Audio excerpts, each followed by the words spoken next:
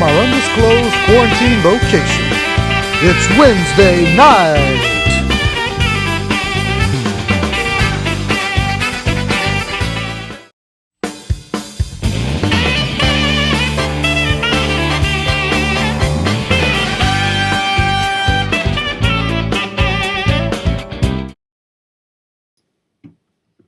Hey, what's up, everybody? It's another Wednesday night. Back again, April 29th. Yeah, night. Here in the new room we got set up. Just did some decorating. Got some of our friends here in the room with us. Yeah, maybe Cowboy Curtis will stop by before we finish tonight. That would be awesome. Or Miss Yvonne. Yeah, I doubt it. But, you know, they're social distancing, so they can't come over. They can go to the window. Yeah, the window is 6 feet away, so if they pop up at the window, we'll holler at them a little bit. But since y'all may or may not know where we are, we're not going to tell you this one. We've told you every other spot we've been at, so it's this is fourth? Fourth different place we've been. First person who can message us on Instagram, message us a group message, and tell us what the 4 TV shows we've been on. Oh, wow. They'll win a prize. I don't know what. You may have to go back and watch the previous. But they're all there. Yeah, you have to go back and watch them if you forgot and see what. Yeah, all right. Yeah, we're all about giving prizes lately. What's up with that? Well, I mean, you can't see nobody, so at least you can Might as give well give them prizes. something. Yeah, Emily's on, so she knows about prizes. She's won, so Yeah, she can tell you. Yeah, she'll tell you the prizes are real. Yeah. And well, what you guys don't know yet is this may be the last Wednesday Night Live. Yeah, maybe the last Wednesday Night Live show we do.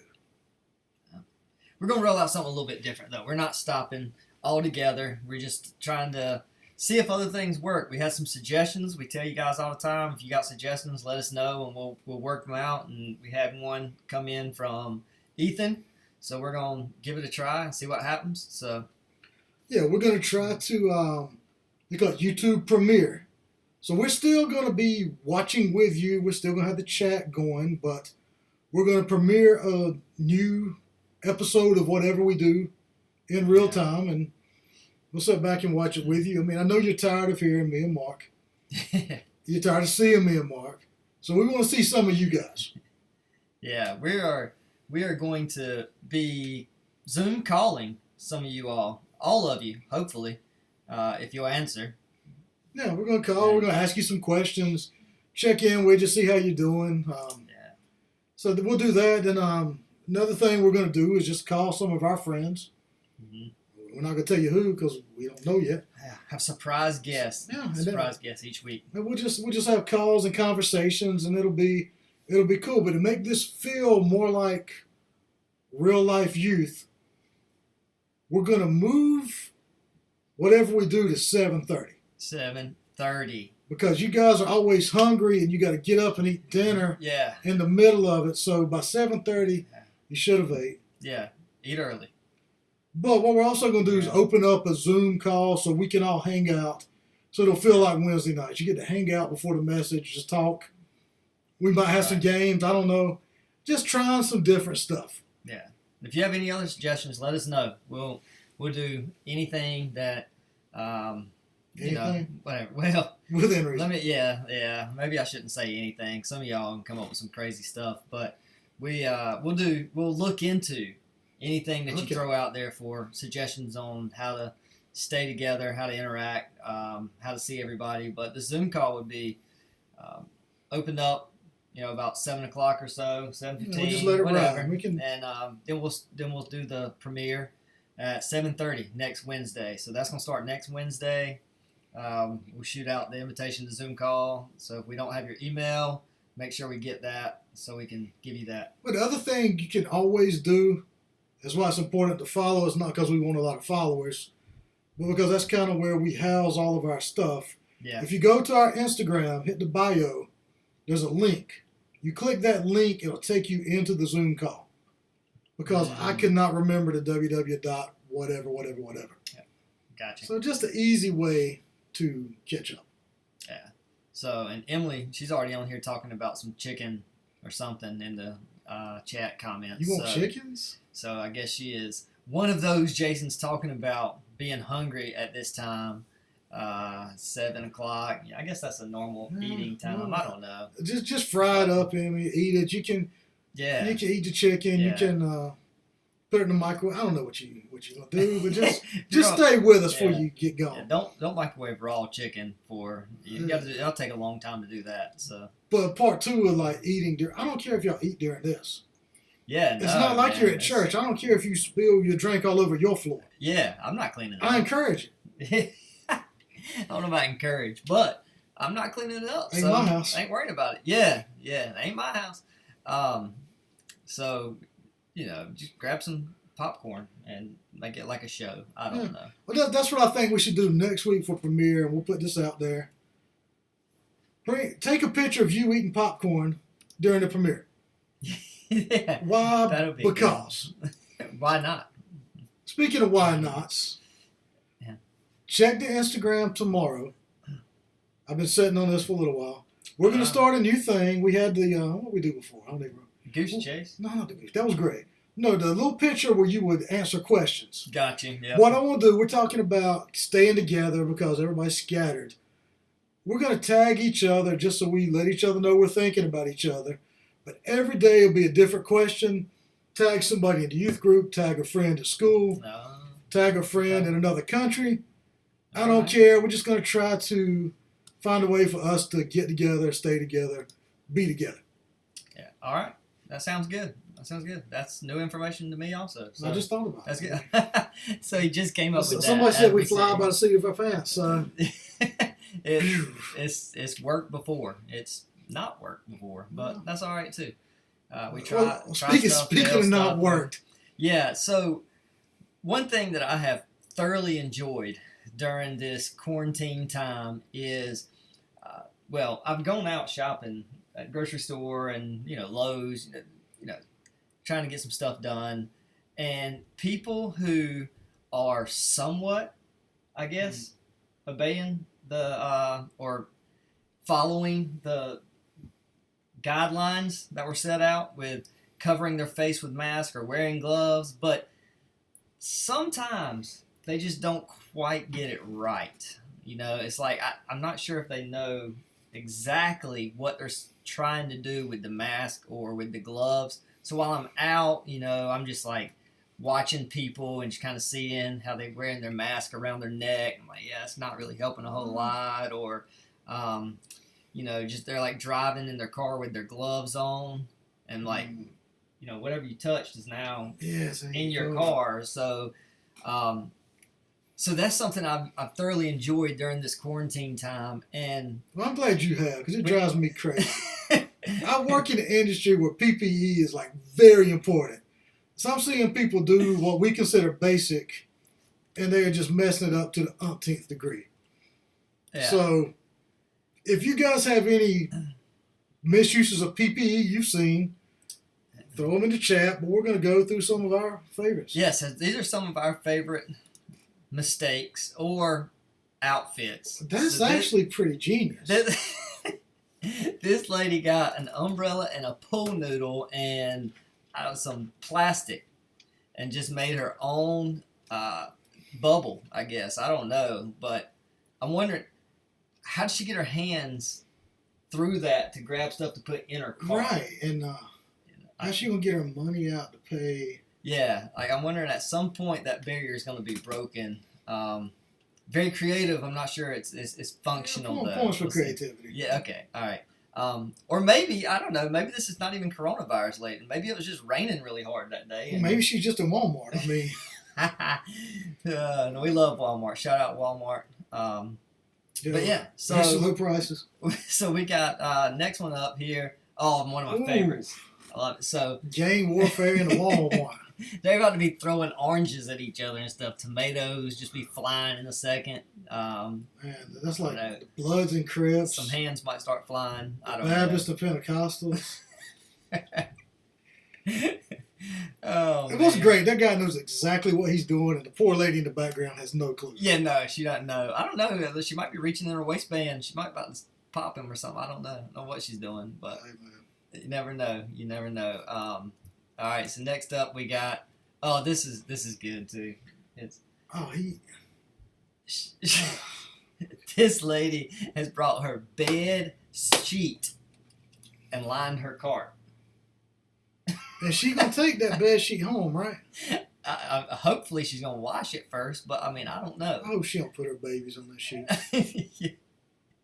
Oh man. Oh, that's terrible. That's terrible. Yeah, and then her face shield there, like I don't know, it's like a lampshade just stuck on her head or something. That's I mean, again, is that Corona or did she party too hard the night before and just? I don't know what they've got going on. Wow. But this is the kind of stuff that I just love seeing when I'm out. You know, I love seeing these people just kind of ridiculous outfits. And then you see stuff like this. Wait. Is homie eating? With his glove on. All right, first question is a moral question. Is he going to pay for what he ate? Second question, he been touching stuff with that glove. Yeah, the whole time. Be nasty. Yeah, and then there's another very subtle, great thing about this picture. Check out dude's dad shoes. Straight up white. This dude's ready to go home and cut his grass for sure. Straight up white. Don't even have like symbol on them. They're just white. Either that or he stole his daughter's cheer shoes and put them on to go out shopping. I don't know which, but You girl got some big feet. yeah, well, I mean, it could happen. I don't know. All right, next up, we've got another snorkel. Another snorkel here. They realize they breathe in the same air with or without the snorkel, right? Apparently not. Wow. Apparently they do not think that. Maybe she's got a HEPA filter on the top of her. No, she don't. She does not. Absolutely does not. That's You think the lady behind her back there is, or the lady in front of her is the one who took the picture? possible. It looks like she's sneaking on her phone there, taking a picture behind her. Good stuff right there. So is this guy coming from Comic-Con or? I mean, that might be. He probably bought that while he was in the store. Oh, he ain't in the store. He's like, No, he's in Europe because it says lift, which is an elevator over there. Okay. I didn't even know those European stormtroopers. Apparently. I don't know. Maybe I hope he can breathe through that too, though. Lots of questions there. Oh, that's Missy Misdemeanor Elliott. Missy Elliott. What's up, Missy? No, that's not Missy. Never mind. No, yeah, I don't. So she made a suit out of trash bags and duct tape. Yeah. Okay, more power to her. Yeah, that's points for creativity. But there. at least she got her mask on, right? Yeah, she does have her mask covering her nose. So she may be smarter than we think she is. Okay. Yeah, I hope she disinfects her phone there if she's that worried about it before she puts it up. Yeah, put that thing down, flip it, and reverse it. This one, it's kind of small. I hope you can see it. But this lady has taken a Scotch like scrub pad and rubber band it around her head. Man, I hope that thing's new. Yeah, I hope she didn't knock out cleaning some before she put that on. Oh man, I could imagine what that tastes like. I can't. No. All right, what else we got? I can't tell if that's like a net or is that a plastic bag. I think it's a plastic bag. It's probably the same one he's supposed to use to put the bananas in. One thing we do know about this guy is he will not be thirsty anytime soon. Got 17 cases of water in his cart there. With I bet you he got like 50 packs of toilet paper towed on that cart. Oh man, there's another snorkel guy. I think that's a repeat of the guy that's here. This dude should have been with the stormtrooper. Yeah, either that or like he's taking the apocalypse way too seriously. Yeah, to me he just kind of looks like somebody who would come straight out of Star Wars. He maybe head to the cantina just to. Yeah, I don't know about him. That's a little much on that outfit. That's out there. Like Queen from the Ninja Turtles. All right, so this guy just cut a a plastic. We don't endorse any of these, but I just want to throw that out there. You know, some people nowadays they don't hear things correctly, I guess. But the lady's face beside him's priceless too. Like you can just kind of tell in her eyes that she's a little bit confused at his outfit. Which is great because usually public transportation you're liable to see anything anyway. So this is just like the end of the world edition.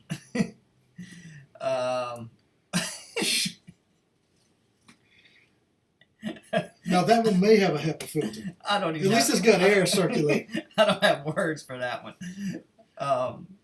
Yeah, so the air that's circulating inside's coming from. That's cool. I like that. Where's that? We should all go shopping like that. There's a little fan inside the suit. Yeah. I don't know where it goes out at, but. But isn't it? Where's it drawing the air from? Outside? So it's just circulating the corona all up inside the unicorn? Well, unicorns are magical, so bees what it be. All right, that's a creative one there. Well, they said the caption was they wanted people to wear a mask to the store, and the lady said that's the only mask she got. Well, she could have got creative like some of these other ones that we're about to see. They got the car Rona. Car Rona cover. They better safe than sorry. Another stormtrooper there. Walking her dog. I guess this was before they knew that dogs could get the coronavirus. What we got? This, wow. Atlanta Airport, busiest airport in the U.S. and wow. I mean, you go dressed like that, the heels are totally pointless. I mean, just wear some shoe covers. It's not. Yeah, I guess you have to spice it up a little bit. Yeah, you know? Maybe. Throw some fashion in with it. Yeah, more power to it. I don't know. That's, yeah.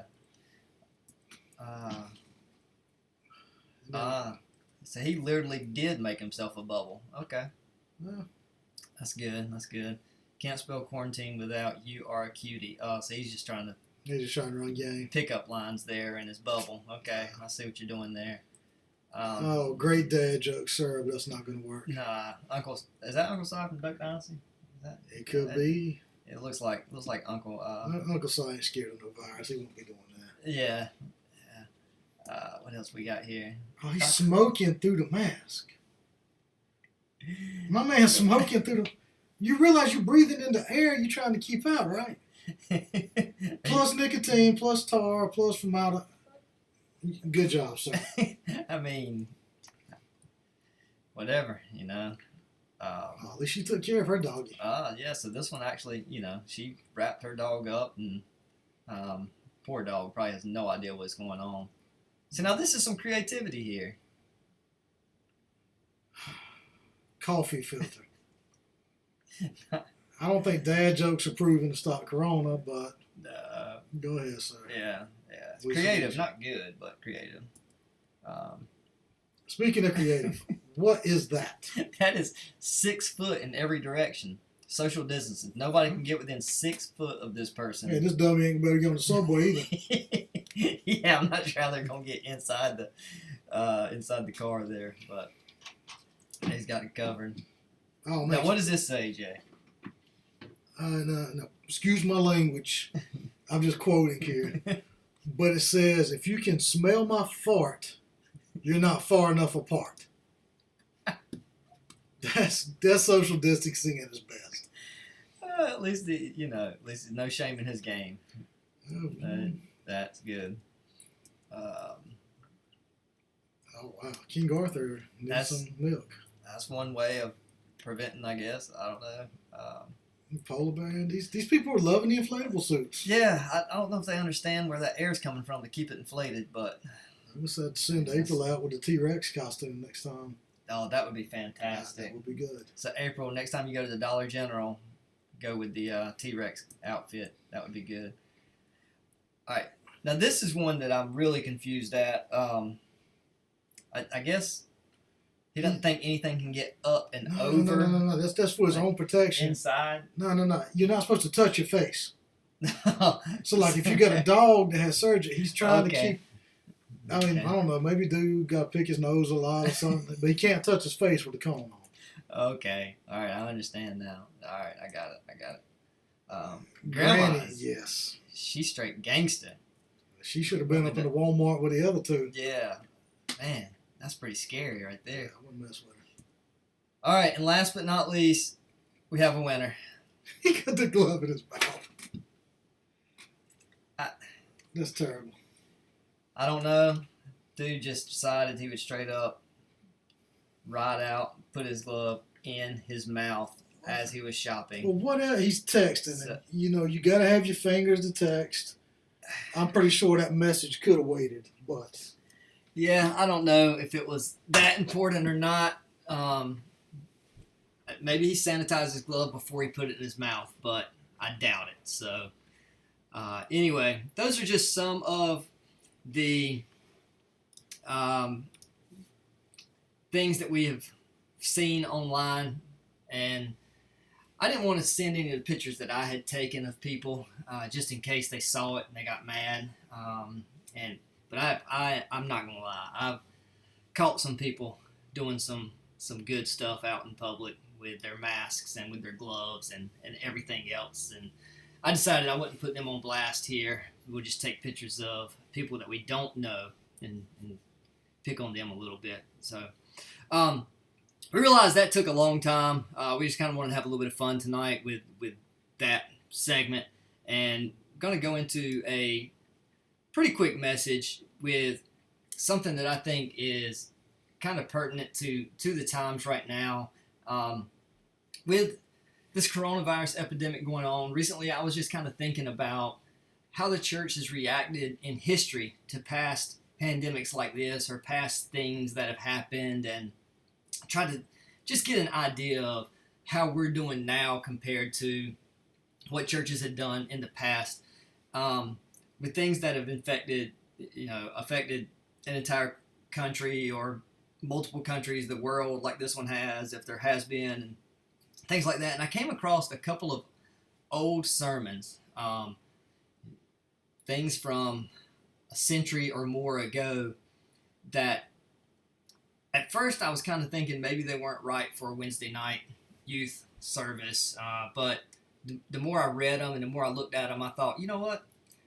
I think these are pretty pertinent to the time, and they'll be good for anyone to hear the words that they said. So I'm going to do something a little bit different, and I'm just going to kind of read a little bit of a couple of sermons that were written. The first one was written by Francis Gimski in 1918 during the Spanish flu. All right, so he had just come out of the Spanish flu, and he was a pastor at a church. And these were some of the things that he wrote. And if you listen to them and you notice, it's going to sound a lot like what we're going through now. And other than the technology differences between now and 1918, you're going to see some parallels that really stand out. So he says, another thing that has impressed me in connection with this epidemic is the fact that conditions may arise in a community which justify the extraordinary exercise of powers that would not be tolerated under ordinary circumstances. This extraordinary exercise of power was resorted to by the commissioners in closing up the theaters, schools, churches, in forbidding all gatherings of any considerable number of people indoors and outdoors, and in restricting the numbers who should be present even at funerals. The ground of the exercise of this extraordinary power was found in the imperative duty of the officials to safeguard as far as possible, the health of the community by preventing the spread of the disease from which we are suffering. There's been considerable grumbling, I know, on the part of some particularly in regard to the closing of the churches. It seems to me, however, in a matter like this, it is always wise to submit to such restrictions for the time being.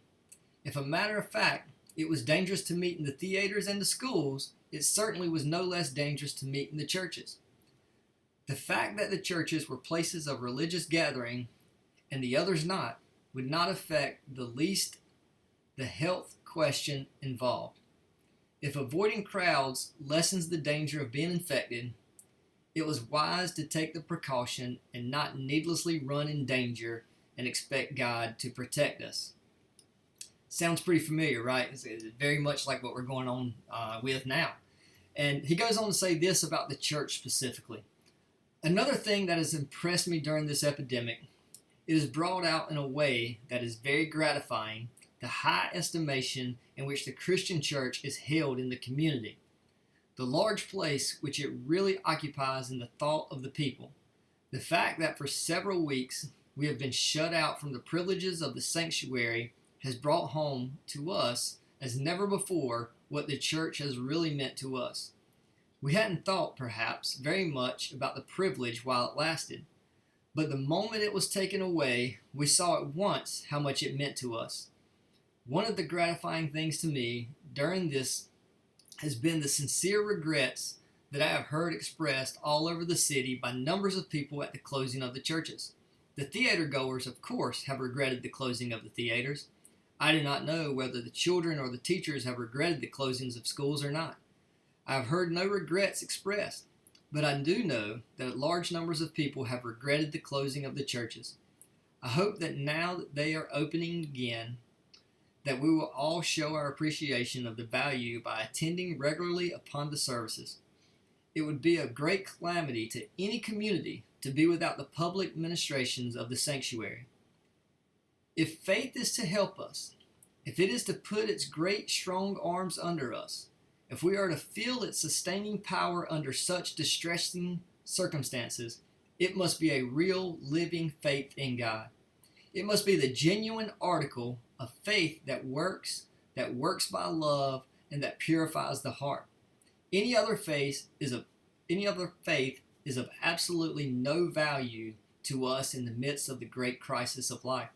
And I said to myself, while this pandemic was going on, and while I was examining my own heart to see how far from my religion was helping me to be calm, self-possessed, it is a good time for those of us who are Christians to examine ourselves to see exactly how it is with us, whether the foundation upon which we are building is a rock foundation, whether our faith is really resting upon Christ, the solid rock, or not. And I still feel that one important function of this epidemic will be lost if it fails to have that effect upon us, if it does not lead to careful heart searching on our part. If as a result of such examination we find that we did not get out of our religion very much help, embracing us up under the strain through which we have been passing, then we know that there is something wrong.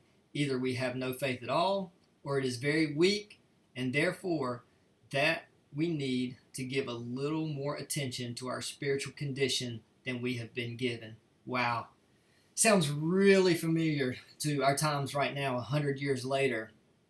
And he has some pretty strong words about himself and about the way he is looking at this with his relationship with Jesus. And that foundation, is it strong or is it lacking? And another case was in 1527, when Martin Luther wrote about the bubonic plague. So we're going back another couple of centuries at another plague. And he had a couple of things to say in a sermon that he wrote as well. He started out, he talked about using medicine, take potions which I can help, fumigate my yard and street. Now, when I read that, the first thing I thought about was, how do you fumigate your yard and your house in 1527? What technology was available in 1527? I have no idea. So I looked up what technology was available in 1527. You know what I found out? In 1500 was the first flushing toilet. It's pretty important. Not necessarily for this story, but I mean, that was an important invention. In 1510, the pocket watch was invented. And in 1590, the compound microscope. Now, this was 60 years after the plague, so they probably could have used that microscope 60 years before to try to figure out this plague virus and whatnot. But so, Martin Luther, he's just walking around his yard with like a torch, I guess, and making smoke and just kind of waving it around his yard, fumigating his yard and trying to get the bubonic plague to go away. I'm not sure exactly what. Like today, we've just got televangelists on TV screaming at the COVID virus to leave, I guess. I don't know. But anyway, so he went on and he said, "Therefore, I shall ask God mercifully to protect us. Then I shall fumigate, help purify the air, administer medicine, and take it. I shall avoid places and persons where my presence is not needed in order not to become contaminated, and thus, perchance, infect and pollute others, and so cause their death as a result of my negligence. If God should wish to take me, he will surely find me, and I have done what he has expected of me, so I am not responsible for either my own death or the death of others." And here's what I think is really important, and really what I want to kind of finish out tonight with this last thing that he says. "If my neighbor needs me, however, I shall not avoid place or person, but will go freely, as stated above. See, this is such a God-fearing faith, because it is neither brash nor foolhardy and does not tempt God." See, Martin Luther and Francis, they knew that they had to do something. So, yeah, they abided by the laws and the recommendations that were put there by their government. But they also knew that the laws that God had said about loving others had to be important also. So they knew they needed to get out and help people as much as they could, even keeping with their version of social distancing centuries ago. And I think that's important. I think it's important that we are still not using this as an excuse to just be lazy. Not using this as an excuse to just not do anything.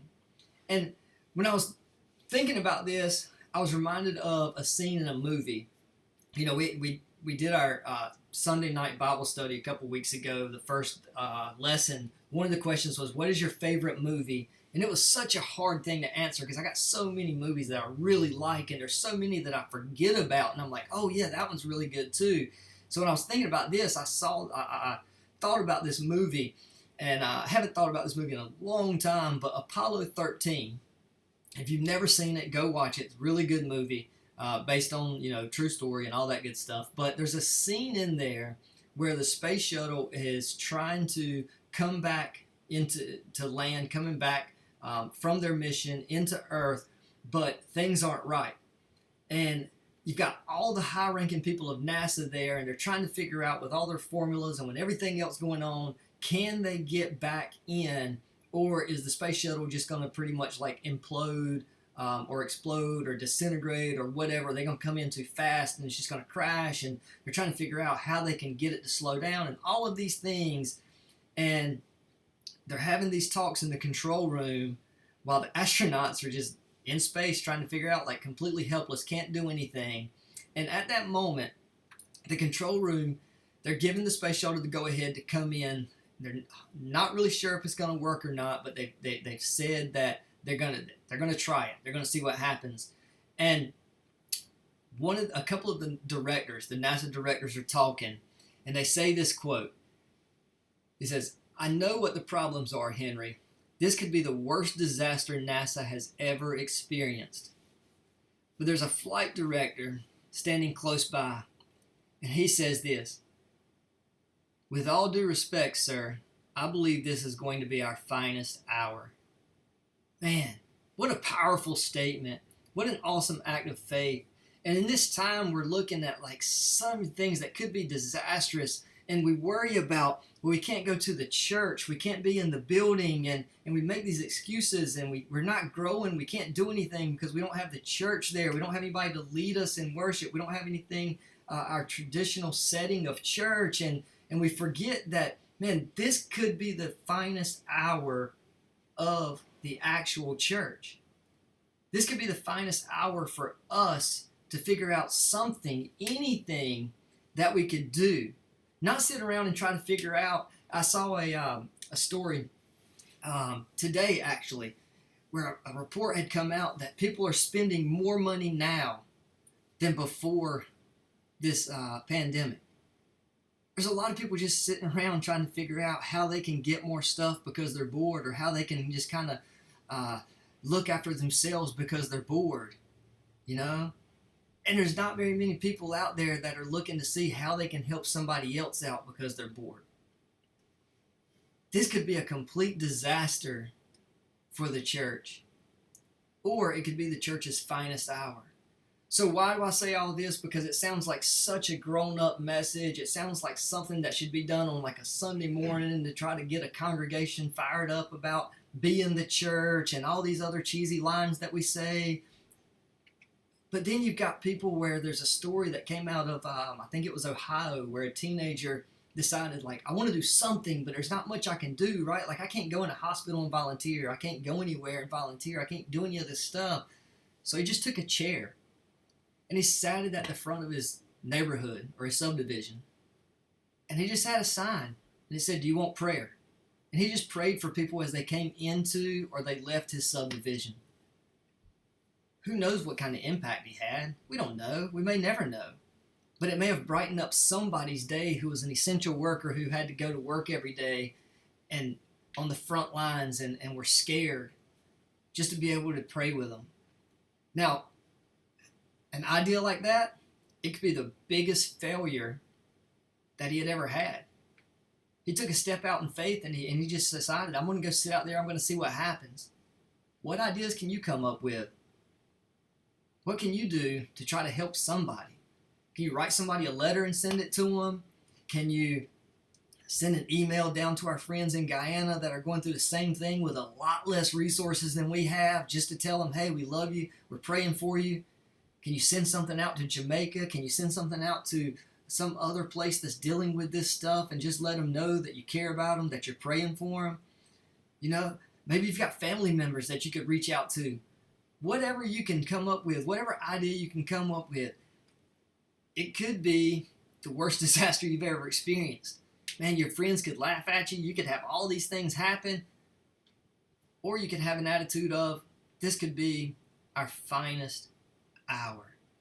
So, what can we do to help? Somehow, some way. We don't know when this is going away. It could be here for a while. It could all go away in a week. We don't have any reason to think that it's going to go away in a week. But we do know that there's people who are hurting. We do know that there's people who need stuff right now. So, what can you come up with? That's kind of the question to leave with tonight. Are you going to have that kind of faith that like Martin Luther had, where it says it's not brash, you know, it's not foolhardy, it's not look at me. It is just all about I'm going to love my neighbor and try to figure out how I can help in some way. So, are you going to come up with an idea? Are you going to come up with something that could be your worst disaster that you've ever had? Or are you going to allow this to be your finest hour?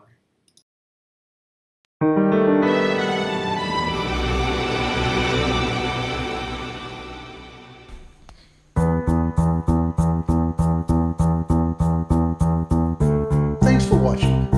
Please remember to comment and subscribe.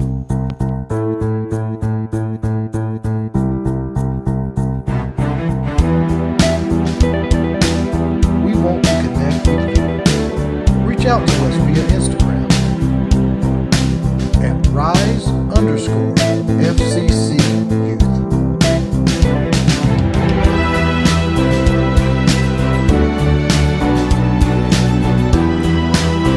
Remember, no matter who you are or what you've done, God loves you, so do we.